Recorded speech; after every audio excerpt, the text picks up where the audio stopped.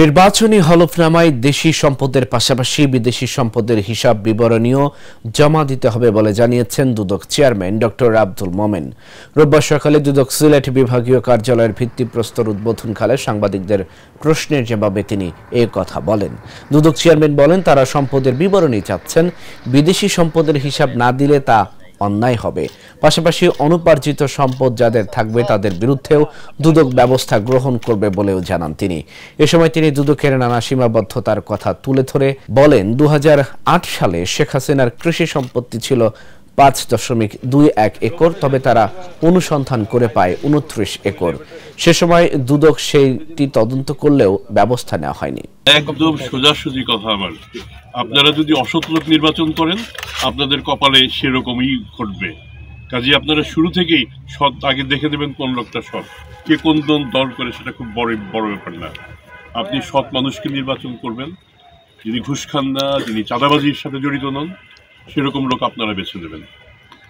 তাহলে সেক্ষেত্রে সেই যদি সৎলোক হন, সৎলোক যখন সম্পদের বিবরণী নির্বাচন কমিশনে জমা দেবেন, যেটা কখনো কখনো আমরা পরীক্ষা করে থাকি, কিন্তু সঙ্গত কারণেই তার যে প্রকৃত সম্পদ এবং দাখিলকৃত সম্পদ বিবরণী দুইটাই তো এক হওয়ার কথা। আর এক কখন হবে না যদি তিনি অসৎ হন। আমি শুধু এটা না, শুধুমাত্র আমি সৎ লোককে ভোট দেবো এটা বলবো না, নমিনেশন বাণিজ্যের কথাও তো আপনারা শোনেন। যে লোকটা নমিনেশন বাণিজ্য বহু টাকা খরচ করে নমিনেশন দেন, তার তো প্রথম টার্গেট হবে টাকাগুলি আমি কিভাবে তুলবো। তো টাকাগুলি কিভাবে তুলবে? আপনার ঘাড়ে পা দিয়ে তো টাকাগুলি তুলবে।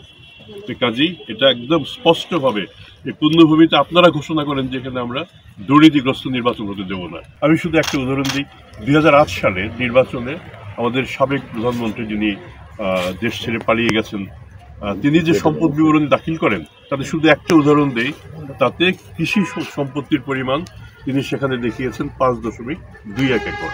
আর আমরা যখন অনুসন্ধান করতে যাই আমরা পেয়ে যাই 29 একর। তাহলে আপনার কি দাঁড়ায়? তাহলে আপনার শুরুতেই তো আপনার সেই নমিনেশনটা বাতিল হওয়ার কথা ছিল, কিন্তু সেই নমিনেশনটা বাতিল হয় নাই। বাতিল না হয়ে তিনি এমপি নির্বাচিত হন, প্রধানমন্ত্রী হন, তারপর টানা 14, 15, 16 বছর তিনি শাসন করে যান। তাহলে শুরুতেই যদি আমরা হাত দিতে পারতাম, আমরা দুদক এই কাজটা করেছিল, কিন্তু শেষ পর্যন্ত এটা বাস্তবায়ন করতে পারেনি। তো আমরা আশা করব এখন যারা সম্পদ বিবরণী দাখিল করবেন সবাই তো খারাপ না, যারা খারাপ কেউ খারাপ, তাদের সেই সম্পদ আপনারাও তো খবর পাবেন যে কে কত টাকার সম্পদ দাখিল করেছে, কোনটা লুকিয়েছে, আপনারা এটা আমাদের জানান।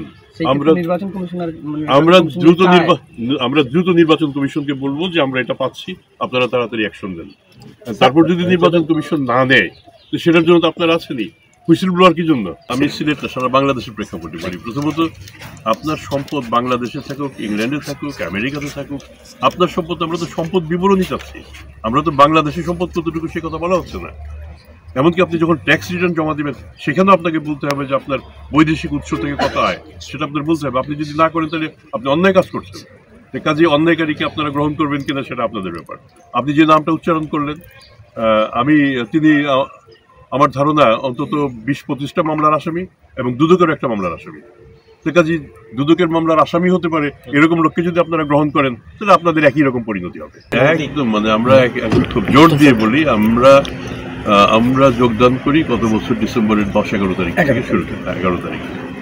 এখান থেকে এই পর্যন্ত টিল ডেট আমি অন্তত কোনো প্রেশার অনুভব করি না। আমার ধারণা আমার কমিশনার সহকর্মী তিনিও বলবেন তার উপরে কোনো প্রেশার নাই।